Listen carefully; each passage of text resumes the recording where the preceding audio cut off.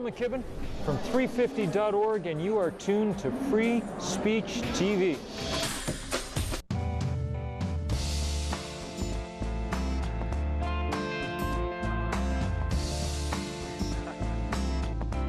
The David Pakman Show at davidpakman.com.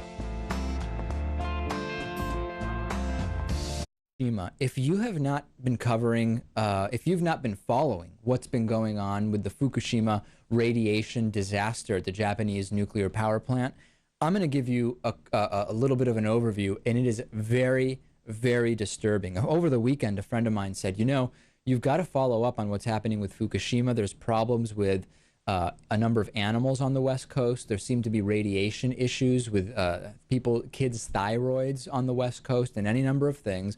And there's a lot of stuff going on. Number one, just as a point of kind of official nomenclature, Japan's Nuclear Regulation Authority has actually increased the rating of the radioactive water leak at the plant to a level 3. Level 3 is a serious incident. Before it was level 1, an anomaly or anomaly. By the way, I get a lot of criticism for saying anomaly. Look at the official Oxford English Dictionary. You will see that pronunciation along with anomaly. Just a little point of reference, Lewis, in case people want to email me about that.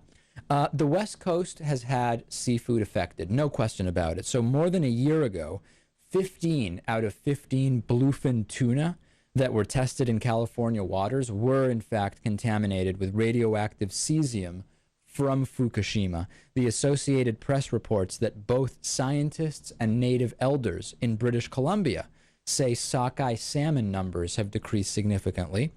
And this may be one of the most disturbing parts of this altogether, Lewis, which is that there's a new study, April of 2013, which suggests that the nuclear fallout has led to significantly elevated levels of congenital thyroid disease among infants born on the West Coast and Hawaii.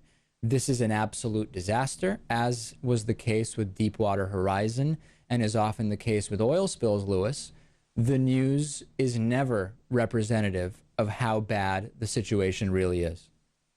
Yeah, especially at first. It was a joke at first, the coverage of Fukushima.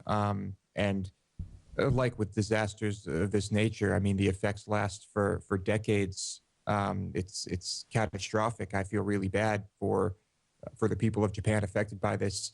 And I feel bad for the people who are going to be eating some of this contaminated seafood without realizing it. That's the other side of the story, Lewis, which is that there have been some articles which have not received widespread coverage saying Pacific Ocean seafood is done. I mean, it is done. Nobody should eat it. Once people find out, as an industry, Pacific Ocean seafood should completely disappear. The problem is if people aren't informed enough to stop demanding and stop consuming that seafood, the business interest, right? Capitalism will continue to provide that seafood. Yeah, no doubt. Everyone who watches the show knows how hard it is to inform the masses of important things that big companies don't want them to know about.